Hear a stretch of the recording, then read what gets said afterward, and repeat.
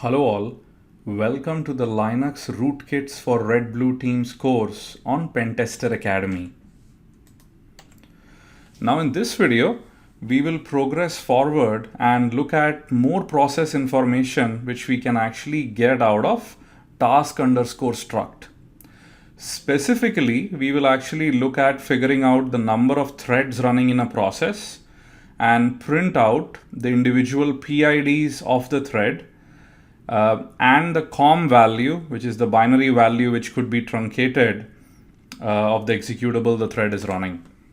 Okay, so in the last video we looked at processes main and child thread, and what we figured is in the kernel space the main thread basically has the TGID and the PID value to be same because it is the thread group leader, and other child threads which will be created either directly from the main thread or other children threads creating further threads will have the same TGID as the main thread because they all point to the main thread as the thread group leader, but they'll each have a separate PID of their own.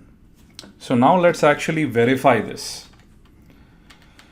So let's go right in. The code is already available to you. So let's actually first look at task_struct to understand a little bit more. So I'm going to open task_struct up, include Linux, it's in shed.h.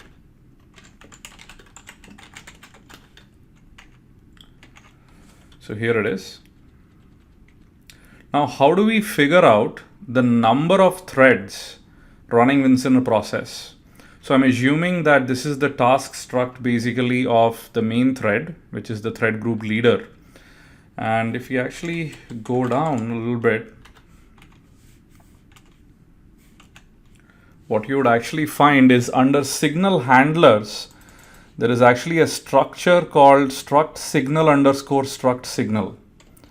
Now, if you actually go inside the definition of signal_struct, and keep in mind this is a member of task_struct, right? If you go down here, you'll actually see that inside signal_struct there is an integer value nr_threads. So this actually contains the number of threads in the thread group.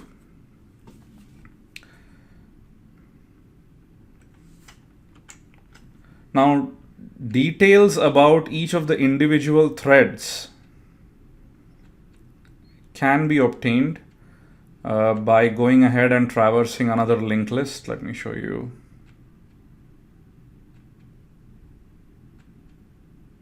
So you can see this is a very big structure. I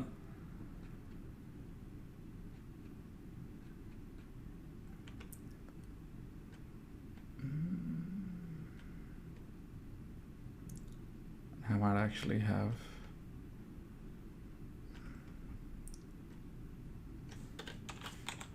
missed it.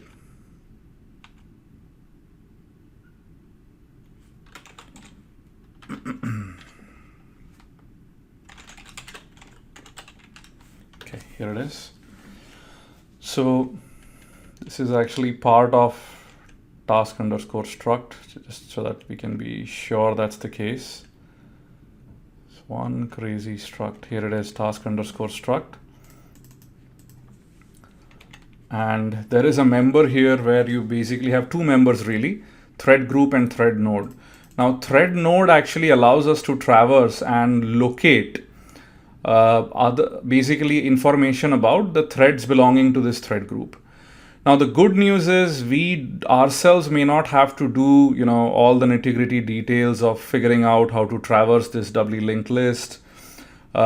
In the kernel, we have actually macros available to us which allow us to do this in a very, very simple way, and that's what we will use. Okay, so now let's go back to our code. And this is really code I've extrapolated from the previous video. So all the details like the task details, parent details, which we had in the previous video are all in here. Now the first thing we are going to print, as I mentioned, is the number of threads, right? So what I've done is I've actually created a convenience function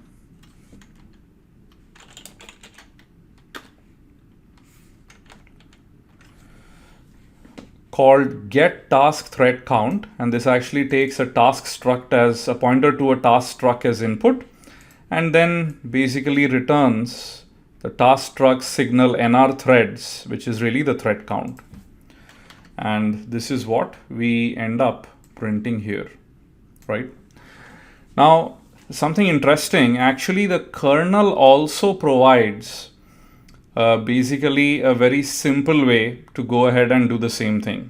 And it also has a convenience function. So if we function,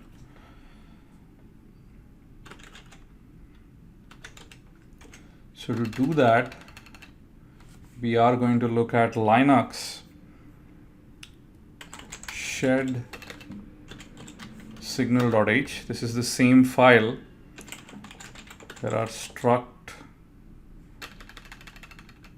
where our signal struct was there. You can see it right here. And if you actually just search for nr threads, you'll actually find that there is a convenience function here called get nr threads, which pretty much does the same thing, right? Now, why am I mentioning this? Well, a lot of times what may end up happening is you may probably think that convenience functions aren't available, and you may end up reinventing the wheel just like I did right now. Now, this is necessarily not always a bad thing.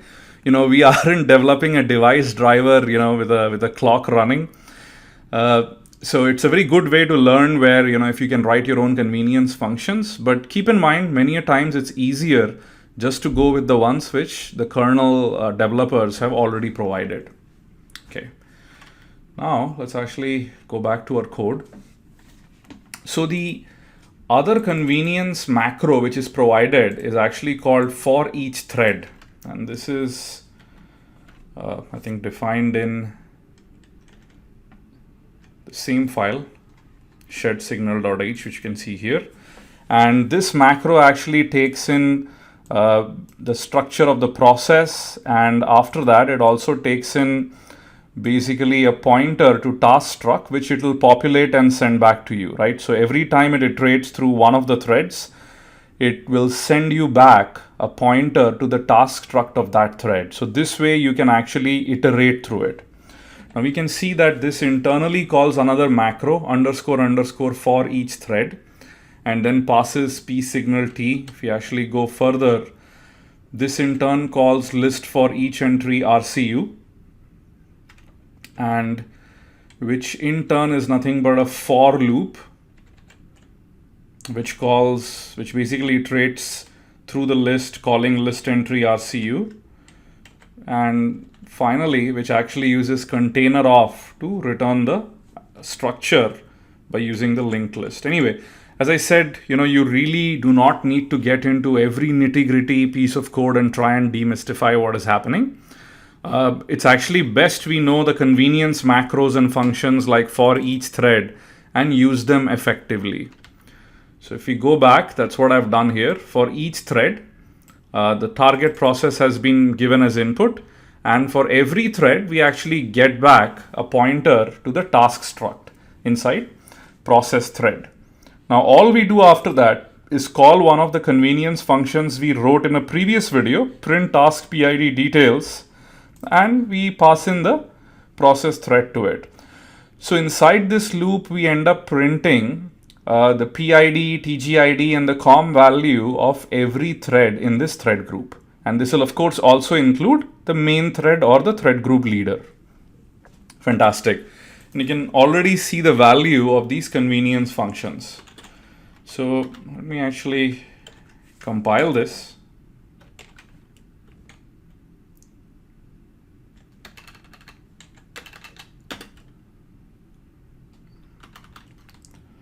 And let's make sure I don't have this already running.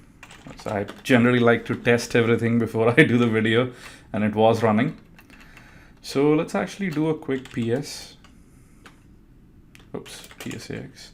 Now, if you notice, by default, PSAX does not really tell you the relationship between, which is actually the threads of any given process, right? We only get the process ID, which is the main thread. Now, in order to do that, let's do a man PS, and if you search for threads, you'll actually find is to get info of all the threads, you can run this command pself. So now I can do a ps-el uppercase L F. And if we scroll up, let's actually look at the column names because things will be much more clearer after that. Okay, so we have the PID, which is of course the process ID in user space, PPID parent process ID, and basically this value here, LWP, is the thread ID, right? This is all user space currently which we are looking at. So let's actually go down and find a process with multiple threads. So here we can clearly see that VMware seems to be running something, VM block fuse. And you can see that all of these 3 threads seem to have the same PID 420 in user space, which as we know in kernel space is the same TGID, right? And the thread ID is 420, 421, and 422, which in kernel space will be the appropriate PIDs. So let's actually put in 420 to our program and see what it returns. So I'm going to do a sudo insmod pinfothreads.ko and the process ID. Actually, before this, let me actually do a sudo dmessage-c just to clear up everything so that you only see stuff which matters to us. Process ID equals 420. Once you run this, do a dmessage, and you can clearly see it actually tells us that this is the task, this is the parent task system daemon, and we can see that there are 3 threads here. The number of threads has been printed to be 3, and the details of the threads is right here. The task binary is the same for each. It's gotten truncated.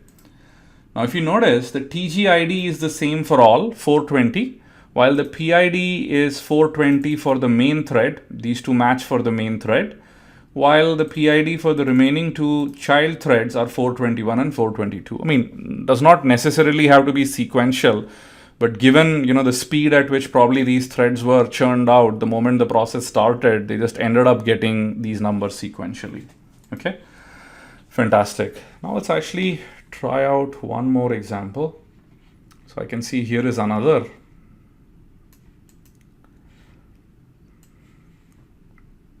So user lib deja dupe.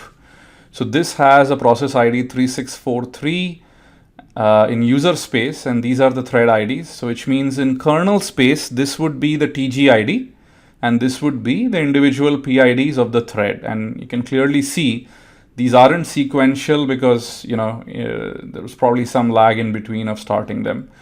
3643. So let's actually try this one out. I'm going to do a sudo rm mod again. And then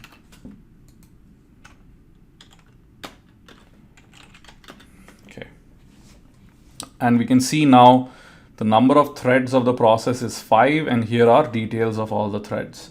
And you can see the binary here seems to be differing, and I leave this to you as an exercise to figure out why, what is really happening. As far as rest of the stuff is concerned, it's all predictable. The TGID 3643 is the same for all threads, while the internal PID is going to be different for all threads apart from the main thread where TGID and PID match. Fantastic. So the best part of what we've done so far is, now we understand what is happening inside the kernel, in and out, as far as PID, TGID is concerned. And this is a very, very important concept. Now, the only other advanced concept which remains to be learned from the perspective of PIDs and TGIDs is basically something called namespaces. And as I said, we don't require it immediately, but you can look it up if you're curious. If you're wondering what it is, I'll tell you about where it's applied. That may be easy for you to correlate. We've all heard about, Linux containers and Docker and all of this new abstractions where we can run processes and, services inside secluded containerized jails, right? Now, in order to facilitate all of that, the Linux kernel basically supports what are called namespaces and control groups. And this is a way by which you can isolate different processes which are running inside the container. And when that happens and a process runs inside a container, then it ends up having two PIDs, as you can imagine, one inside the container and one externally to actually globally on the Linux system, whatever is the PID of the process which is running. Now, of course, you could even have things like nested containers, which may mean you could have many PIDs finally kind of mapping to one global PID, right? Now, don't worry if all of this is confusing. As I said, we don't need to bother about it, in this course. If you're curious, you can go read about it. Okay. I hope you enjoyed your this video, and if you have, please do recommend us to your friends and colleagues in the InfoSec community. Thank you.